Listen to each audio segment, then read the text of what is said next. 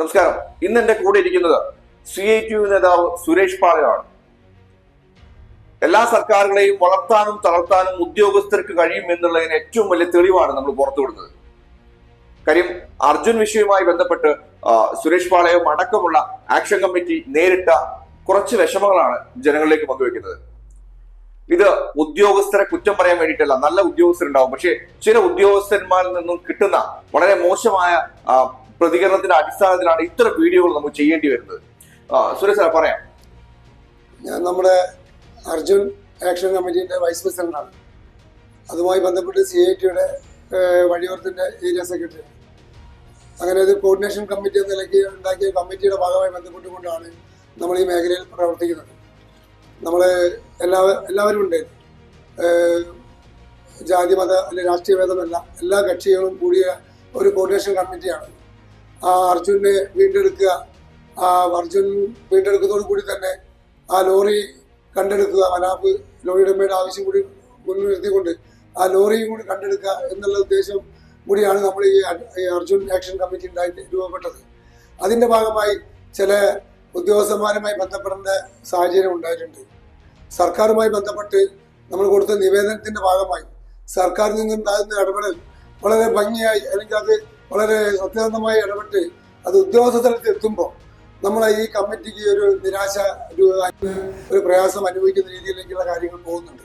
കാരണം ഇപ്പം നമ്മൾ പല ദിവസങ്ങളായാലും പല ഉദ്യോഗസ്ഥന്മാരെയും നമ്മൾ കണ്ടിട്ടുണ്ട്, സംസാരിച്ചിട്ടുണ്ട്. അവിടെയൊക്കെ നമുക്ക് ഇത് ഒരു കാലതാമസം എടുത്ത് തീരുമാനിക്കേണ്ട ഒരു വിഷയമല്ലത്.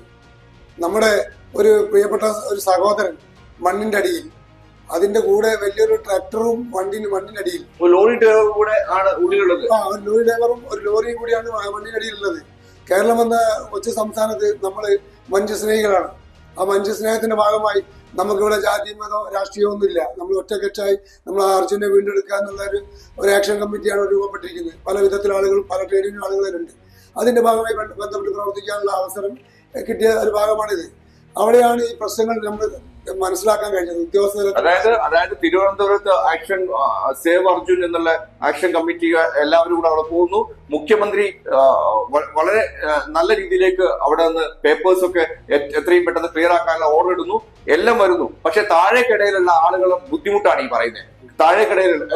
താഴേക്കിടയിലുള്ള ഉദ്യോഗസ്ഥന്മാര് കളിപ്പിക്കലുകൊണ്ട് കളിപ്പിക്കലാന്ന് പറയുന്നത്. അതായത് അർജുനൊന്നും ഒരു വിഷയമല്ല എന്നുള്ള കണ്ടീഷനിലേക്കാണ്. എനിക്ക് ഇനി വേറെ സംശയമുണ്ട്. അതായത് ഇനി ഒരു കൈക്കൂലി കൊടുക്കാനായിട്ടാണോ, ഇതൊരു കൈക്കൂലി കിട്ടേണ്ട വിഷയമാണെന്ന് അവർക്ക് തോന്നിക്കാണോ?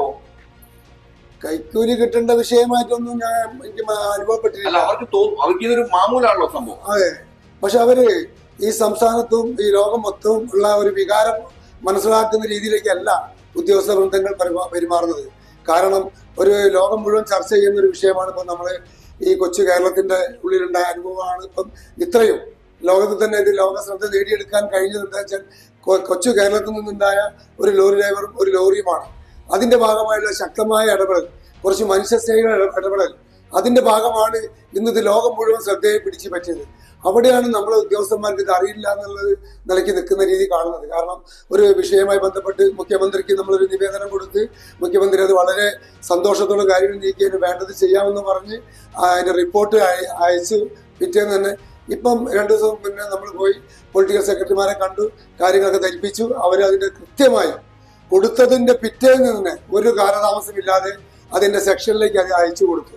പക്ഷെ ആ സെക്ഷനിൽ പോയിട്ടുണ്ടായ ദിവസം എന്താ വെച്ചാൽ ഒരു ദിവസം അവിടെ മുഴുവൻ ഇരുന്നിട്ടും വൈകിട്ട് നമുക്ക് കിട്ടിയ വിവരം വളരെ ഒരു വേദനാജനകമായ കാര്യങ്ങളാണ്. 100 സാങ്കേതികം പറഞ്ഞാലും അതിന് ഇടപെടാൻ പറ്റുന്ന ഉദ്യോഗസ്ഥന്മാർക്ക് ആ തലത്തിൽ അത് ഇടപെടരുത്. വൈകിട്ട് വരെ കാത്തു നിർത്തിച്ചിട്ട് വൈകുന്നേരം പറഞ്ഞത് അത് റിപ്പോർട്ട് കളക്ടർക്ക് അയച്ചിട്ടുണ്ട്. കളക്ടർ ഇനി ഞങ്ങളൊക്കെ വെരിഫൈ ചെയ്യണം, അത് പോലീസ് വെരിഫിക്കേഷൻ നടത്തണം. എന്താ ഈ പോലീസ് വെരിഫിക്കേഷൻ ഞങ്ങളുടെ ഭാഗത്ത് ഉണ്ടാകുന്നത് മനസ്സിലായില്ല. അതായത് ഇവര് അർജുൻ വിഷയവുമായി ബന്ധപ്പെട്ട് അങ്ങോട്ട് പോവാൻ നമ്മുടെ കേരളത്തിൽ അത്യാവശ്യം നല്ല രീതിയിലേക്കുള്ള ആളുകളുണ്ട്. അപ്പോ രക്ഷാപ്രവർത്തനത്തിന് സപ്പോർട്ട് ആവുന്ന ആളുകളുണ്ട്. ഇപ്പൊ ഇന്ന് കണ്ടോളൂ, ശരിക്കും അവിടെ നടത്തുന്ന സംഭവങ്ങൾ ശരിക്കും ഡ്രെഡ്ജർ എന്ന് പറഞ്ഞിട്ട് ആ ഡ്രെഡ്ജറിന് പകരം നമ്മുടെ ശരിക്കും എന്താണ് പറയാ മണ്ണുമാന്തി യന്ത്രമാണ് അവിടെ നടന്നുകൊണ്ടിരിക്കുന്നത്. അപ്പൊ അത്തരം രീതിയിലേക്കുള്ള ഒരു സംഭവം ഉണ്ടാവും. അപ്പൊ അതോടുകൂടെ തന്നെ മുങ്ങൽ വിദഗ്ധരൊക്കെ ശരിക്കും നമുക്ക് നല്ല രീതിയിലേക്കുള്ള ആളുകളുണ്ട്. ഈശ്വർ മല്ലപ്പയെ പോലെ അതേപോലെ തന്നെ നമുക്ക് കേരളത്തിൽ ഒത്തിരി പേരുണ്ട്. അപ്പൊ അവരൊക്കെ ഒന്ന് അങ്ങോട്ട് എത്തിക്കണം എന്ന് പറഞ്ഞുള്ള നിവേദന ഇത് ശരിക്കും അവിടുത്തെ തെരച്ചു നിർത്തിയാൽ പോലും ഇവിടുത്തെ പെർമിഷൻ കിട്ടാത്ത രീതിയിലേക്കല്ലേ? തീർച്ചയായും അതാണ് ഇപ്പോഴത്തെ അവസ്ഥ. അതായത് തിരുവനന്തപുരത്തു നിന്നും എല്ലാ പേപ്പേഴ്സും റെഡിയാക്കാൻ വേണ്ടി ഓർഡർ ഇടുന്നു, അതൊക്കെ ചെയ്യുന്നു. പക്ഷെ താഴേക്കിടയിലുള്ള ഈ ഉദ്യോഗസ്ഥർ എന്തുകൊണ്ടാണ് ഇത്തരം രീതിയിലേക്ക് ഇതൊരു എമർജൻസി കാര്യമായി ഏറ്റെടുക്കാത്തത്? എന്തുകൊണ്ടായിരിക്കും ഇത്? അവർ എന്ത് താല്പര്യമാണ് അവർക്ക് അറിയില്ല. പക്ഷെ അവരിപ്പം നമ്മൾ ഇന്നലെ ആ എടുത്ത പൊളിറ്റിക്കൽ സെക്രട്ടറിയൊക്കെ എടുത്ത ആ ഒരു വികാരം ഇന്ന് നമ്മളെ ഉദ്യോഗസ്ഥന്മാർ എടുത്തിട്ടുണ്ടെങ്കിൽ ഇന്ന് ഈശ്വർ മൽപ്പയുടെ കൂടെ നമുക്കും നമ്മളെ വിദഗ്ധ സംഘത്തിനും അവിടെ തെരച്ചിൽ നടത്താനുള്ള സൗകര്യം ഉണ്ടാകുമായിരുന്നു. നോക്കൂ, ഇന്നലെ രാത്രിയാണ് അവിടെ എത്തിച്ചേരേണ്ടത്. ഇന്ന് വൈകുന്നേരമായിട്ടും ഈ പെർമിഷൻ കിട്ടിയില്ല അല്ലെ? എന്തൊരു വിഷമമുള്ള കാര്യമൊന്നും മനസ്സിലാക്കാം. അതിന് അവ്യക്തതയോടു കൂടി ആ കാര്യങ്ങൾ പറഞ്ഞില്ല, വ്യക്തതയോടു കൂടി ഇപ്പോഴും കാര്യങ്ങൾ പറഞ്ഞിട്ടില്ല. അപ്പൊ നമുക്ക് ഇന്ന് ആ ഈശ്വർ മൽപ്പയെ സഹായിക്കാൻ അതായിരുന്നു ഏറ്റവും കൂടുതൽ ഗുണം ചെയ്യുന്നത്. നമ്മൾ വാർത്തയിലൊക്കെ കേട്ടു. കാരണം അവിടെ കൊണ്ടുപോയ ഡജറിനെ പറ്റിയോ അല്ലെങ്കിൽ ആ സർക്കാരിനെ പറ്റിയോ ഒന്നല്ല വിമർശിക്കുന്നത്. അവിടെ ഞങ്ങൾ ആവശ്യപ്പെട്ടത് മുങ്ങൽ വിദഗ്ധന്മാർ ഞങ്ങളുടെ കയ്യിലുണ്ട്, അതിന്റെ രീതിയിലുള്ള ആളുകളുണ്ട്, അവരെ ലിസ്റ്റ് കൊടുത്ത് അവരും കൂടി ആ സഹായത്തിന് കിട്ടുകയാണെങ്കിൽ ഇന്ന് കണ്ടതിനെക്കാട്ടി ഒന്നും കൂടി ഉചിതമായ കാര്യങ്ങളിലേക്ക് അല്ലെങ്കിൽ ഒന്നും കൂടി വ്യക്തമായ കാര്യങ്ങളിലേക്ക് എത്താൻ സാധിക്കുമായിരുന്നു. അത് എന്തുകൊണ്ട് തടസ്സപ്പെട്ടു എന്നുള്ളതാണ് ഇപ്പോൾ ഞങ്ങൾക്കുള്ള പ്രയാസം. ഇപ്പോൾ ഇരിക്കുന്ന നേരം വരെയും അതിനൊരു വിവരം കിട്ടിയിട്ടില്ല. ഇന്നും അത് എപ്പോൾ കിട്ടുമെന്ന് അറിയില്ല. അപ്പം അത് ആ നിൽക്കുന്ന അയാളെ സഹായിക്കുകയാണെങ്കിൽ ഞങ്ങൾക്ക് ഇവിടെ പോകാനുള്ള പെർമിഷൻ കിട്ടണം. ആ പെർമിഷന് വേണ്ടി ഞങ്ങളിത് ഓടി നടന്ന് എല്ലായിടത്തും ചെയ്തിട്ടുണ്ട്. ഉദ്യോഗസ്ഥന്മാർക്ക് പല സാങ്കേതികം പറയാം. നമ്മൾ മനസ്സിലാക്കേണ്ട കാര്യം ഈ ദുരന്ത നിവാരണ സേനയൊക്കെ ഇതിന്റെ അടിയന്തര ഘട്ടത്തിൽ പ്രവർത്തിക്കുന്ന മേഖല എപ്പം. കാരണം ഒരുപാട് 70-69 ദിവസം കഴിഞ്ഞ് വീണ്ടും ഒരു ലെഡ്ജർ വെച്ച് പ്രവർത്തനം നടക്കുമ്പോൾ നമ്മളെ വേണ്ട വിദഗ്ധരെ അയക്കാനുള്ള സംവിധാനം ഉണ്ടാക്കുന്നത് ആരാണ്? കേരളത്തിൽ നിന്നുള്ള ഉദ്യോഗസ്ഥരും ആ സർക്കാരുമാണ്.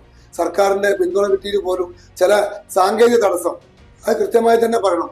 ഉദ്യോഗസ്ഥലത്തിലെ സാങ്കേതിക തടസ്സം ഇപ്പോൾ ഇതിന് മുന്നിൽ നിൽക്കുന്നുണ്ട്. ഇന്നും നമ്മൾ പകച്ചു നിൽക്കുന്നൊരു അവസ്ഥയാണ്. നാളെങ്കിലും അത് റെഡിയായി കിട്ടിയാൽ നമുക്ക് അവിടെ എത്താൻ കഴിയും. ഈ പറയുന്ന ഇപ്പൊ ചെയ്യുന്ന പ്രവർത്തനത്തിന് കൂടെ നമുക്ക് ഒന്നും കൂടി ആത്മാർത്ഥമായി ആ പ്രവർത്തനത്തിൽ പങ്കുചേരാൻ കഴിയും. നമ്മൾ ഉദ്ദേശിക്കുന്ന കാര്യങ്ങളിലേക്ക് നമ്മൾ 2 കാര്യങ്ങൾ ഉദ്ദേശിക്കുന്നത്.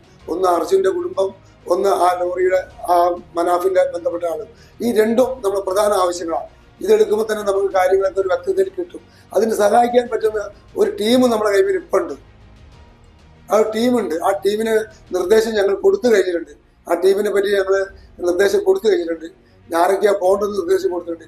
ഒരു അനുമതിക്ക് വേണ്ടി കാത്തു നിൽക്കുന്ന ഒരു അവസ്ഥയപ്പോഴുള്ളത് അതൊരു ദയനീയമായ ഒരു അവസ്ഥയിൽ. തീർച്ചയായും സർക്കാർ ശരിക്കും ഇത് ശ്രദ്ധിക്കേണ്ട ആവശ്യമാണ്. കാര്യം